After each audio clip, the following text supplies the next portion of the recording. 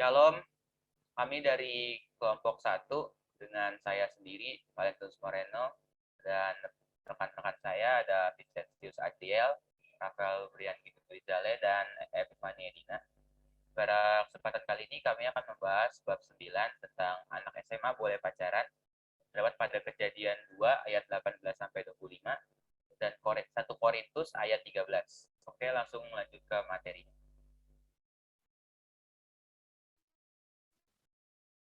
Apa itu pacaran? Orang yang sedang jatuh cinta biasanya mewujudkan perasaan cintanya kepada seseorang dalam komunikasi yang lebih intensif serta relasi yang lebih eksklusif atau khusus. Bentuk relasi itu disebut dengan orang berpacaran. Kadang, orang memulai suatu hubungan pertemanan, kemudian saling menyukai dan jatuh cinta. Mereka kemudian membina hubungan dalam bentuk pacaran. Memang tidak semua orang yang berteman pada akhirnya berpacaran. Ada yang tetap mempertahankan hubungan sebagai teman dan sahabat.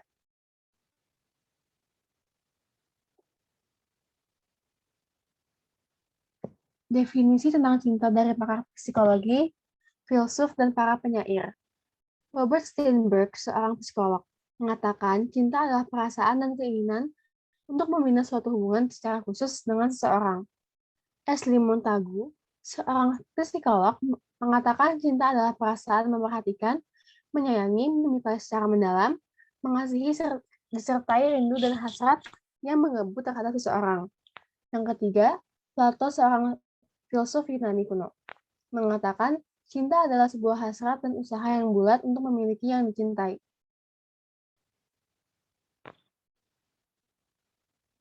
Yang keempat ada Khalil Gibran, sang penjaga terkenal, mengatakan cinta adalah perasaan kasih sayang yang paling murni dan dalam antar manusia. Yang kelima, filsuf lainnya yang mengatakan bahwa cinta sulit untuk didefinisikan dengan kata-kata, karena terlalu abstrak dalam pengertian. Cinta hanya dapat diwujudkan dalam perbuatan nyata. Rangkuman definisi cinta. Cinta adalah rasa suka dan sayang terhadap seseorang. Karenanya, ia ingin membina hubungan yang lebih dekat dan khusus dengan orang yang disukai dan disayangi, supaya dapat mewujudkan perasaan suka dan sayang padanya. Wujud itu antara lain disebutkan oleh Ashley Montagu, memperhatikan, dan menyayangi. Alkitab memberikan definisi cinta dalam beberapa istilah yang akan dijelaskan oleh guru kamu. Cinta, kasih itu mencakup seluruh aspek hidup manusia. Jadi, itu kan berarti sekedar hasrat, birahi, atau perasaan emosional semata. Cinta kasih itu merupakan ekspresi hidup dalam hubungan antara manusia yang menjunjung tinggi nilai-nilai moral, etika, dan religius. 3 kekeliruan tentang cinta. Menurut Andri Priyatna, dalam Be a Smart Teenager, tidak mudah untuk menjawab bagaimana menyatakan bahwa kamu sedang jatuh cinta. Karena terkadang seseorang berpikir ia sedang jatuh cinta, tetapi ternyata itu hanyalah ketertarikan fisik semata. Yang pertama, ketertarikan fisik, seseorang yang selama ini sudah diimpikan tiba-tiba ada di hadapan kamu. Wah, betapa senangnya, pucuk dicinta ulang tiba. Kesannya begitu mendalam bagi diri kamu. Dia begitu menarik hati. Namun, seringkali dalam perjalanan waktu, kamu semakin mengenalnya dan sadar kalau dia bukan seseorang yang pas untuk kamu. Menumbuhkan cinta membutuhkan waktu, kesabaran, dan tidak hanya dilandasi oleh ketertarikan fisik. Pada masa kini, remaja dan kaum muda dipengaruhi oleh berbagai film dan lagu yang mengeksploitasi cinta, seolah-olah hanya sebatas pada ketertarikan fisik, birahi, maupun popularitas. Seolah-olah kebiasaan nembak seseorang dan dijadikan pacar menjadi pertanda bahwa seseorang laku dan bukan anak jupu. Kedua, obsesi. Apapun yang kamu lakukan hanya wajah si dia yang terbayang-bayang di pelupuk mata. Obsesi adalah pikiran yang selalu menggoda seseorang dan sangat sukar dihilangkan. Seluruh konsentrasi hanya terpusat pada satu titik Orang yang terobsesi pada seseorang yang didamkannya akan kehilangan kontrol terhadap diri sendiri. Kesadaran dan rasionalitasnya hilang ditindas oleh cinta yang menggebu-gebu. Bahkan ketika orang yang didamkan kurang memperhatikannya atau tidak membalas cintanya, perasaan ini berbahaya karena seseorang cenderung hilang kesadaran diri, akan mengabaikan nasihat atau pandangan orang-orang di sekitarnya. Obsesi bukanlah cinta karena semangat yang menggebu-gebu hanya datang dari satu pihak saja. Ketiga, hubungan cinta yang cepat setelah patah hati. Jenis perasaan ini adalah keinginan untuk berpacaran dengan seseorang demi untuk membuktikan bahwa kamu bisa menggandeng seseorang lagi setelah putus cinta. Apalagi jika tujuannya adalah untuk balas dendam.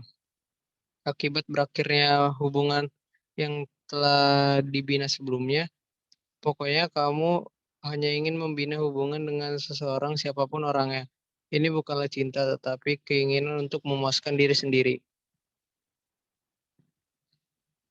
Beberapa yang perlu diketahui tentang cinta menurut Andri Piatna. 1. Cinta tidak pernah menyakiti, baik itu pelecehan fisik maupun emosional.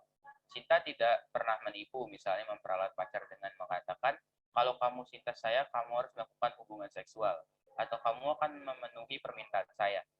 Ketiga, cinta harus dilandasi oleh perasaan peduli pada dia yang dicintai, dan ekspresi cinta itu bisa bermacam-macam, antara lain pertemanan, persahabatan, romantisme, menghormati batas-batas moral dan etika, dan lain-lain.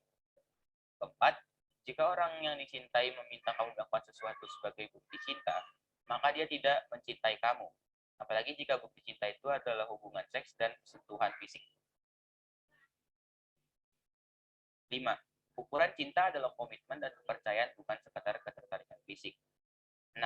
Seks bukan cinta dan cinta bukanlah seks. Karena itu seks tidak boleh dijadikan sebagai prasyarat cinta. Pada orang yang telah menikah, seks dapat menjadi bagian dari romantisme cinta. Tapi hal ini tidak boleh dilakukan oleh mereka yang berpacaran. Jika dilakukan, maka hal itu merupakan pelanggaran terhadap ajaran agama dan moral dalam masyarakat. Dan yang terakhir, ketujuh, kita harus menjadikan seseorang merasa bahagia, aman, dan dihargai, bukan malah sebaliknya. Renungan Alkitab. Manusia selalu membutuhkan orang lain dalam hidupnya tanpa kehadiran laki-laki dan perempuan. Tak mungkin lahir generasi baru. Sejak penciptaan, Tuhan telah melihat bahwa tidak baik kalau manusia itu hidup seorang diri saja. Terdapat pada Kejadian 2 ayat 18. Selanjutnya dikatakan, baiklah kita menjadikan seorang penolong yang sepadan dengan dia. Tuhan Allah menginginkan manusia hidup saling menolong, mengisi dan memberi arti dalam kehidupan. Rasa tertarik seseorang pada lawan jenis bukanlah dosa. Manusia tidak hanya diciptakan berpasangan, tetapi juga dianugerahi dengan kelengkapan tubuh. Daya pikat dan daya tarik seperti tertulis dalam Alkitab Mazmur 139 ayat 13 sampai dengan 14. Selanjutnya, kitab Kidung Agung menggambarkan daya tarik seksual dan kemolekan tubuh manusia sebagai anugerah dan turut menyemarakan kemolekan tubuh manusia sebagai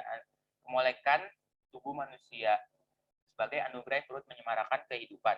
Semua penjelasan ini mengarah ke satu titik, bahwa tubuh manusia beserta keindahan dan daya tarikan termasuk rasa tertarik pada lawan jenis adalah sesuatu yang berasal dari Tuhan.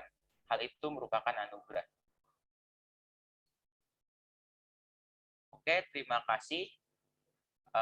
Terima kasih untuk perhatiannya. Terima kasih telah menonton. Tuhan Yesus memberkati. Kami dari kelompok 1 izin undur diri. Terima kasih.